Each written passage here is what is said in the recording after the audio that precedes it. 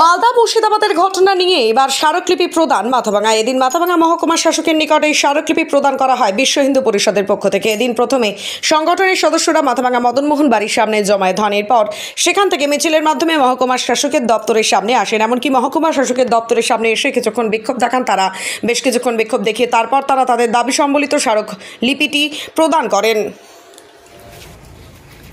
আপনারা জানেন, দেশের সমস্ত মানুষ ইতিমধ্যে জেনে গেছে যে মালদা, মুর্শিদাবাদ, রঘুনাথগঞ্জ, মোথাবাড়ি, সুতি এই সমস্ত বিভিন্ন জায়গায় হিন্দুদের উপর যে অত্যাচার, হত্যা, নারকীয় হত্যাকাণ্ড চলছে, হিন্দুদের বাড়ি জ্বালিয়ে পুড়িয়ে দেওয়া হচ্ছে, মা বোনদের নির্যাতন করা হচ্ছে, ধর্ষণ করা হচ্ছে।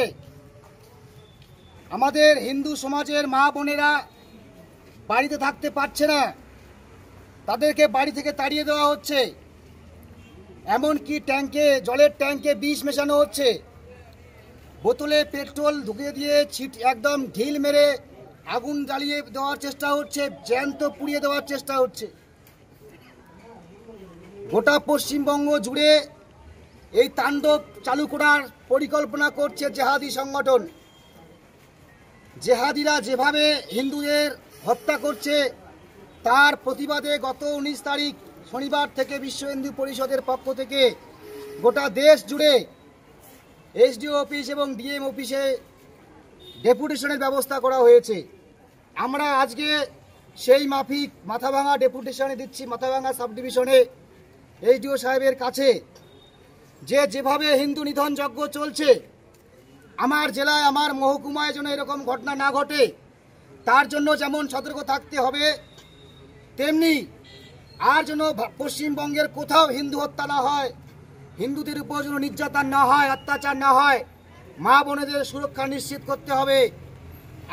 আমরা বিশ্ব হিন্দু পরিষদের পক্ষ থেকে সাব ডিভিশনাল অফিসারের মাধ্যমে আমরা এই পশ্চিমবঙ্গের প্রশাসনকে তথা সিএমকে জানাতে চাই।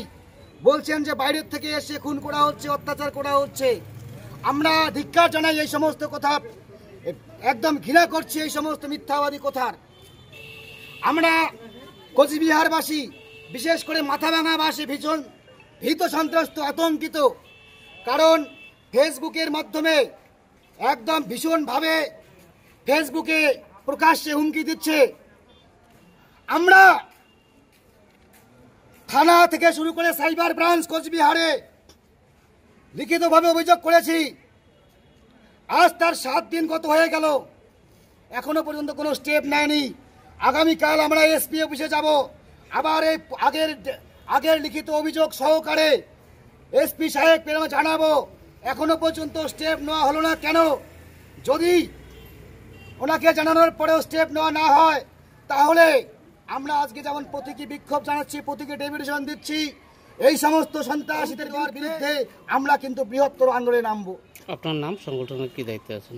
আমার নাম ভক্ত রায়, আমি বিশ্ব হিন্দু পরিষদের একজন সাধারণ সদস্য হিসেবে আছি।